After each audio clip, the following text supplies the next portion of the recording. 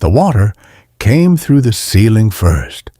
a dark stain spreading across the plaster like a bruise blooming under skin. And by the time Wren Ashford understood what was happening, it was already too late to stop it. She stood barefoot in the hallway of her rented house at 11 at night, watching a thin curtain of water fall from the bathroom doorway, and she felt something inside her chest crack open in a way that had nothing to do with plumbing. It was the kind of night that seemed to arrive specifically to remind her how alone she really was,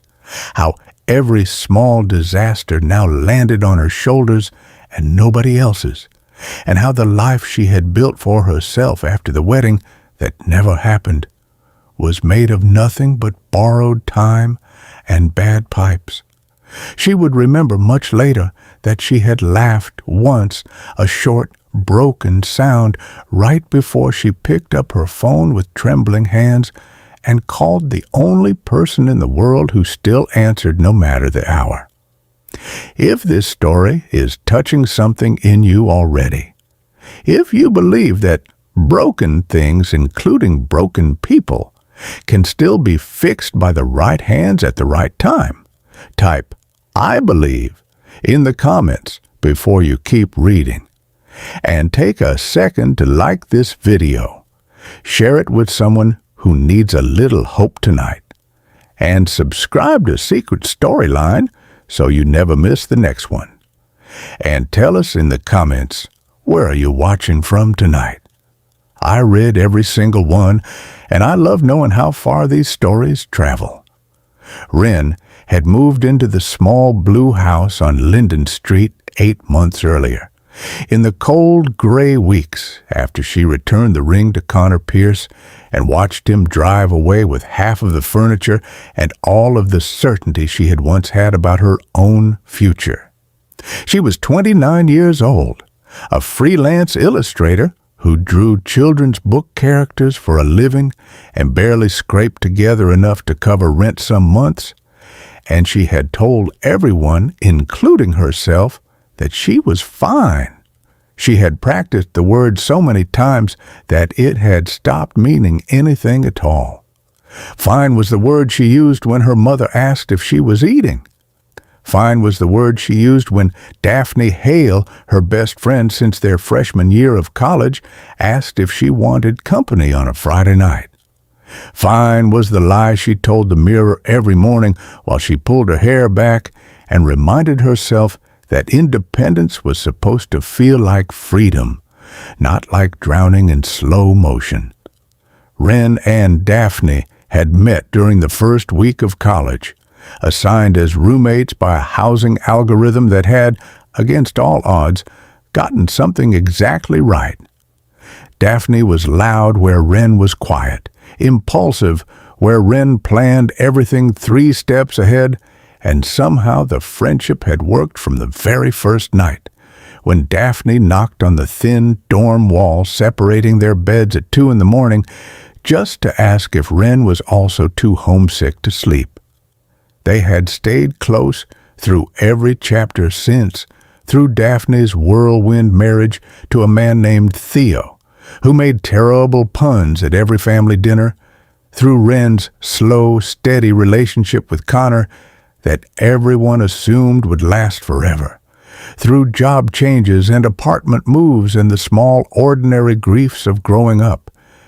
Daphne had been the one who held Wren's hand in the dress shop dressing room when she tried on the wedding gown that would later hang untouched in the back of a closet for months, because Wren could not bring herself to either wear it or give it away. It made sense in hindsight that Daphne would be the one Wren called when the world started flooding around her, and it made sense, too, though neither of them could have predicted it, that Daphne would also be the one who unknowingly handed her the beginning of something entirely new. The truth was that Wren had spent 3 years planning a wedding that fell apart 11 days before it was supposed to happen, and in the wreckage of that collapse, she had learned to distrust her own judgment so completely that she second-guessed everything, from the color she chose to paint her bedroom to whether she really wanted cream or sugar in her coffee. Connor had not been cruel. That was almost the hardest part. He had simply looked at her one evening over a dinner she cooked from a recipe she found in one of his late mother's old cookbooks, and told her that he didn't think he loved her the way a person should love someone they were about to marry, and that he was sorry it had taken him so long to realize it. He left 2 weeks later for a job in another state, and Wren was left holding a half-built life, a lease she couldn't break,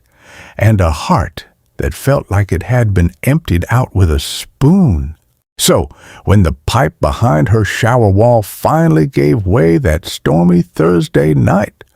bursting after months of slow complaining drips she had ignored because she could not afford a plumber and did not want to ask anyone for help, it felt less like a household emergency and more like the universe delivering one final soggy verdict on how badly she was managing her own life. She stood in the hallway with water soaking into the hem of her pajama pants, and instead of calling an emergency repair service she didn't trust and couldn't pay, she called Daphne, because some habits from college never really die, and because Daphne was the kind of friend who picked up on the second ring even at 11 at night during a thunderstorm. Daphne's voice came through warm and a little sleep-rough, asking what was wrong before Wren had even said hello properly, and Wren found herself crying in a way she hadn't allowed herself to cry in months. Not over the broken pipe exactly, but over everything the broken pipe represented. She explained between hiccuping breaths that water was coming through the ceiling and the hallway floor was flooding, and she didn't know who to call, and she was so tired of being the only person who had to know what to do about everything. Daphne listened without interrupting, the way she always had. And when Wren finally ran out of words, Daphne said the sentence that would quietly rearrange the rest of Wren's year.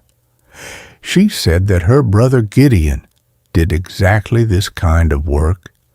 that he had his own contracting business now, and that even though it was late and storming, he was the type of person who would rather drive across town in bad weather than let a friend's house flood for 1 more hour. Wren had not seen Gideon Hale in almost 6 years. She remembered him mostly in fragments, the way you remember someone from a single bright afternoon rather than an ongoing relationship. A graduation party on Daphne's parents' back porch, string lights swaying in a warm breeze, Gideon leaning against the railing with a beer he barely drank, listening more than he talked, laughing at something Wren said with a surprised, generous kind of laugh that made her feel, for one fleeting evening, like the funniest person in the world.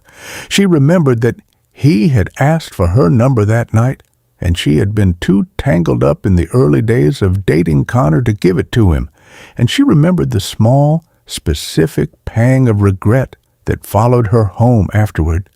the kind you don't examine too closely because examining it would mean admitting you'd chosen wrong. She had thought of him occasionally over the years, always in passing, always filed away under things that might have been, and she had certainly never imagined that the next time she saw him, she would be standing in a flooding hallway in pajama pants, with mascara running down her face from crying on the phone to his sister. Daphne texted 10 minutes later to say Gideon was already in his truck, that he kept his tools loaded for exactly this kind of emergency, and that he would be there within the half hour despite the storm rattling the power lines across town. Wren spent those 30 minutes doing what anyone does in a crisis they cannot fully control. She mopped uselessly at the water with every towel she owned. She moved a box of old sketchbooks out of the flood's path, and she caught her reflection in the dark bathroom mirror and grimaced at the woman staring back, hair frizzed from humidity, eyes swollen,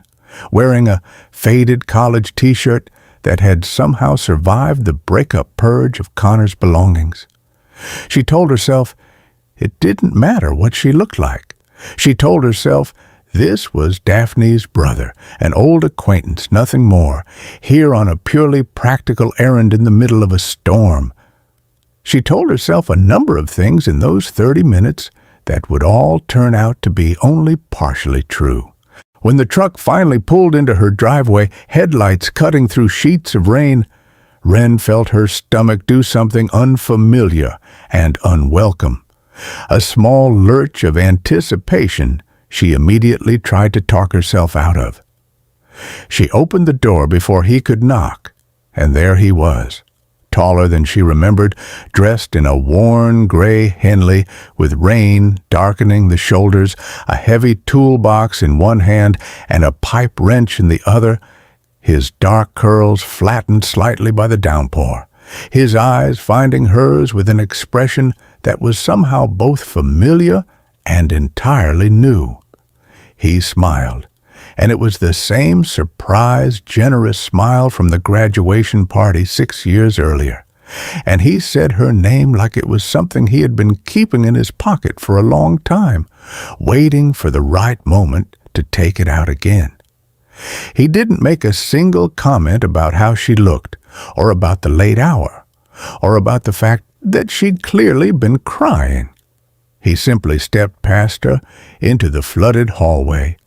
set down his toolbox with the practiced ease of a man who had walked into 100 disasters just like this one, and asked her gently to show him where the water was coming from. There was something steadying about the way he moved through her ruined hallway, methodical and unhurried, even as rain hammered the windows and thunder rolled overhead, and Wren found herself standing in the doorway just watching him work, feeling for the first time in months like maybe not every disaster had to be carried alone. He worked for nearly 40 minutes before he found the source, a corroded joint behind the shower wall that had finally split under pressure after what he guessed was a year or more of slow deterioration. And as he explained this to her, crouched on the wet tile with a flashlight clamped between his teeth, the lights in the house suddenly flickered, dimmed, and went out entirely, plunging them both into a darkness broken only by the white flare of lightning outside the window. Wren gasped, more from surprise than fear, and heard Gideon laugh softly in the dark, a low, warm sound that somehow made the sudden blackout feel less like an emergency and more like an adventure they had stumbled into together. He told her not to move, that he kept a battery lantern in his truck for exactly this kind of situation, and a few minutes later he returned soaked from the rain, lantern glowing gold in his hand, looking at her with an expression of quiet apology, as if the storm knocking out her power was somehow his fault for arriving in the middle of it. With the power gone, there was no finishing the repair that night. The part he needed to permanently fix the pipe wasn't even in his truck, and without electricity, he couldn't safely run the tools required to complete the job properly. He told her this plainly, sitting back on his heels in the lantern light, water still dripping faintly from a temporary patch he'd managed to wedge into place. And he said the words that would change the shape of her entire night. That he wasn't going to leave her alone in a house with no power during a storm this bad,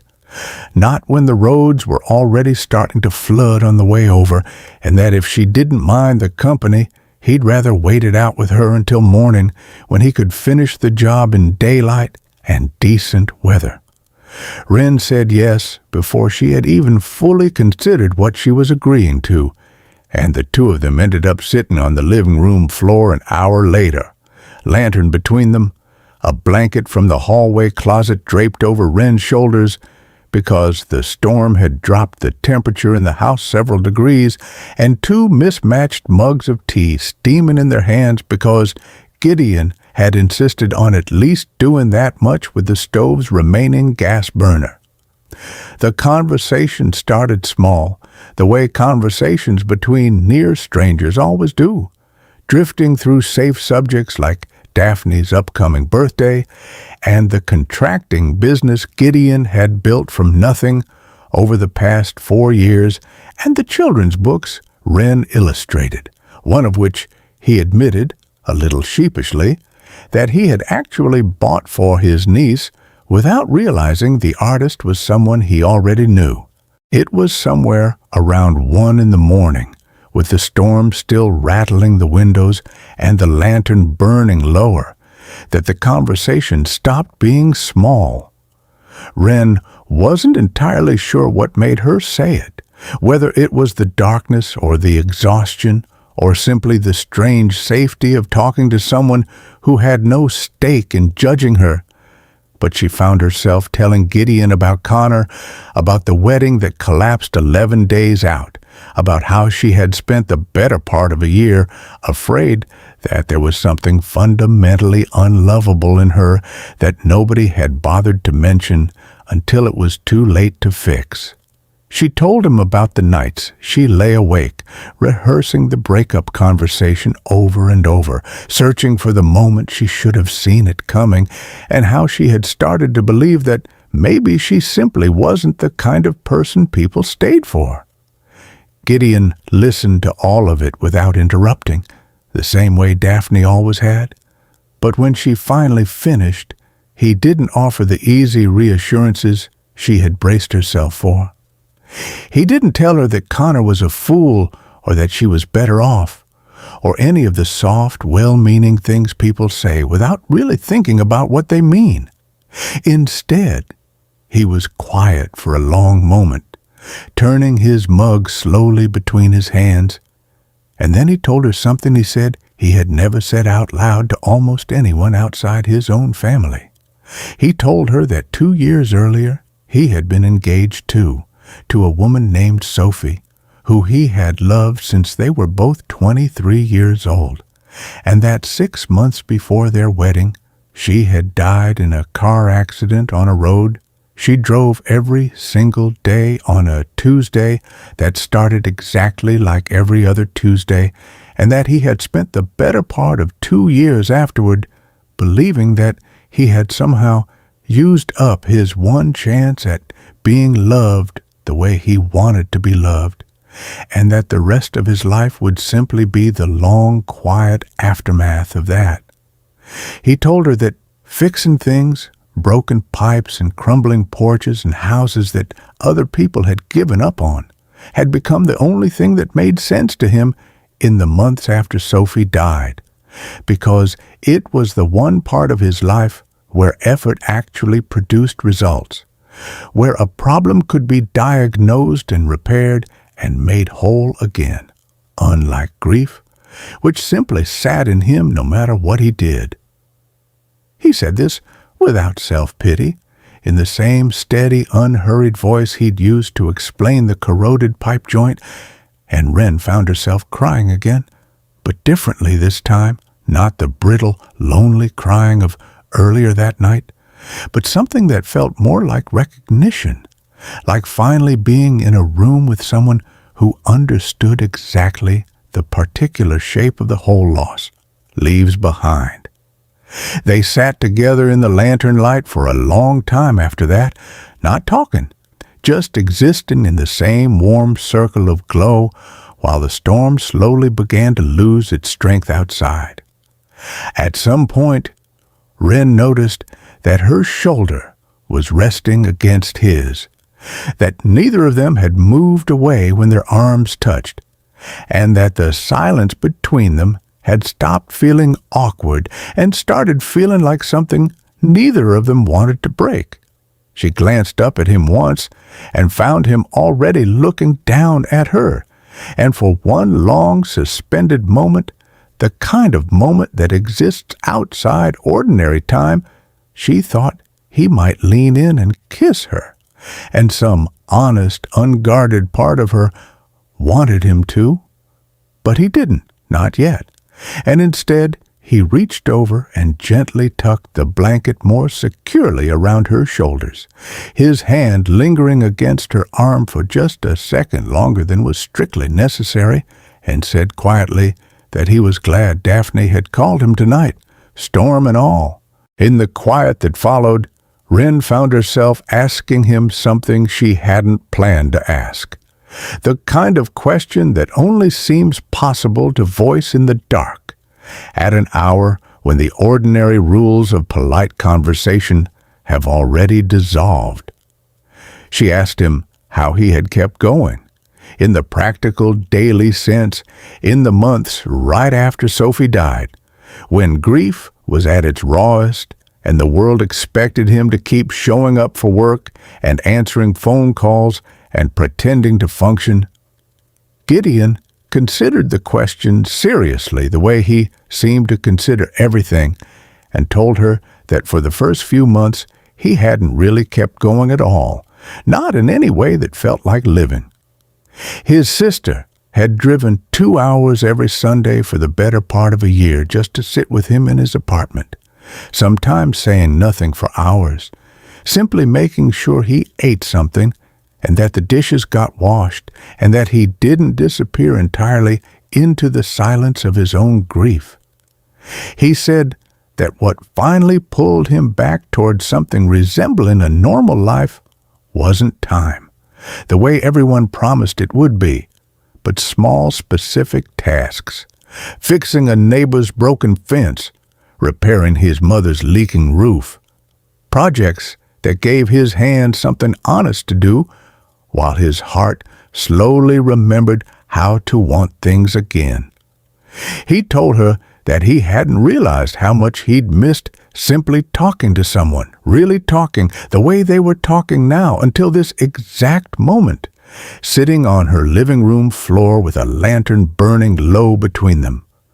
Wren told him, in turn, about the year she had spent convinced that there was something wrong with the way she loved people, that she gave too much, or asked for too little, or simply wasn't built the way other people seemed to be built for lasting love. She told him about the friends who had quietly stopped checking in after the engagement ended, not out of cruelty, but out of the awkwardness people feel around grief they don't know how to address, and how that silence had hurt nearly as much as the breakup itself. Gideon listened to all of it with the same patient stillness he brought to everything, and when she finished, he told her simply that there was nothing wrong with the way she loved people, that she had simply loved someone who hadn't been ready to receive it, and that those were two very different problems with two very different solutions. Something about the way he said it plainly, without trying to fix her or rush her toward feeling better, made her believe him in a way she hadn't believed anyone else who had tried to comfort her in the past year. The hours after that passed in a way that felt almost suspended from real time. The two of them talking through everything and nothing about childhood memories and embarrassing first jobs and the strange, specific grief of losing a future you had already started building in your mind. Wren told him about the apartment she and Connor had picked out together that they never moved into, the one with the yellow kitchen that she still sometimes dreamed about. Gideon told her about the honeymoon trip to the coast he and Sophie had planned and never taken, and how he still had the brochure folded in a drawer he hadn't opened in over a year. They laughed more than either of them expected to, given the subject matter, and somewhere in the laughing, The grief in the room seemed to loosen its grip just slightly, as if simply being spoken aloud to someone who truly understood had made it lighter to carry. Around 4 in the morning, the storm finally broke into a soft, steady rain, and Wren found herself growing drowsy despite herself, her head drifting toward Gideon's shoulder before she caught herself and straightened up, embarrassed. He told her, with a gentleness that undid something in her chest, that she didn't have to apologize for being tired, that it had been a long, strange night for both of them, and that he wasn't going anywhere. She fell asleep sometime after that, leaning against his shoulder after all, lulled by the rhythm of rain against the windows and the steady, unhurried sound of his breathing, and if she had been awake to see it, she would have noticed that he stayed perfectly still for the rest of the night, so as not to wake her, watching the gray light slowly build at the edges of the curtains, holding something fragile and unfamiliar and welcome in the quiet of her living room. When Wren woke at dawn, disoriented and stiff, the storm had completely passed, leaving behind a pale, washed, clean sky and the particular hush that follows a long night of rain. Gideon was already awake, sitting upright with his eyes on the window, and when he noticed her stirring, he smiled at her with an expression so soft and unguarded that she felt something in her chest turn over completely. He told her the power had come back on around 5, that he'd let her sleep instead of waking her to celebrate, and that as soon as the hardware store opened, he would run out for the part he needed to finish the repair properly. Wren sat up, hair a mess, blanket sliding off one shoulder, and found that for the first time in nearly a year, the first thought in her head upon waking was not about everything she had lost, but about the person sitting across from her in the gray morning light. He left 2 hours later with a promise to return that afternoon to finish the shower, and Wren spent the time in between cleaning up the last of the flood damage in a strange, suspended state of happiness she didn't entirely trust yet, the way you don't trust good weather after a long stretch of storms. When he came back, true to his word, with the part and his tools, the work itself took less than an hour, and when he turned the water on to test the repair, and it ran clean and steady with no trace of the leak that had upended her night, he looked over at her with an expression of quiet pride that had nothing to do with the plumbing at all. Before he left that second time, standing in her doorway with his toolbox in hand, he asked almost shyly whether she might want to get dinner with him sometime soon, not as Daphne's brother and Daphne's best friend, but as themselves, and Wren said yes so quickly that they both laughed, the sound easing something old and tight in her chest. What followed in the weeks afterward was not the kind of whirlwind romance found in movies, but something slower and steadier, built one dinner and one phone call and one quiet evening at a time, the kind of careful, patient love that two people build when they both understand exactly how fragile trust can be once it has been broken. Gideon never pushed her faster than she was ready to go, and Wren found, to her own surprise, that she didn't want to hide behind caution the way she had since Connor left. There were difficult nights, too, moments when old fears resurfaced, when Wren found herself bracing for him to disappear the way Connor had, and evenings when Gideon grew quiet and distant, caught in some private current of memory about Sophie that he needed time to swim back out of. But they kept choosing again and again to be honest with each other about those hard nights instead of pretending they didn't happen. And slowly, the choosing itself became its own kind of proof that this was different. Daphne, when she found out, cried happy tears over the phone and then immediately threatened to take credit for the entire relationship at every family gathering for the rest of their lives, which Wren suspected she fully intended to follow through on. Wren's mother, meeting Gideon for the first time at a small dinner 3 months later, pulled her aside afterward and said simply that she hadn't seen her daughter laugh like that in years, and that whatever this was, she hoped Wren would let herself have it without overthinking it to death. And slowly, painstakingly, Wren did let herself have it, learning over months that love after loss doesn't erase the loss. It simply teaches you that your heart was never actually broken beyond repair, only waiting, like a corroded pipe behind a wall, for someone patient enough to find exactly where it had cracked and stay long enough to fix it properly. A year after that storm, Wren stood in the kitchen of a small house she and Gideon had bought together, a house with a yellow kitchen not unlike the one she had once dreamed about with someone else, watching him repair a creaking cabinet hinge with the same unhurried focus he had brought to her flooded bathroom the night they found their way back to each other, and she thought, not for the first time, about how strange and quietly miraculous it was that the worst night of that particular year, an exploding pipe and a power outage and a storm that wouldn't let up, had ended up being the night that taught her she was still capable of being loved well. She thought about Sophie sometimes, too, with a tenderness that surprised her, grateful in some complicated way that loss had not hardened Gideon's capacity for love, but had instead taught him exactly how precious and fragile it was, and how worth protecting once you found it again. Daphne, of course, never let either of them forget her role in the whole affair.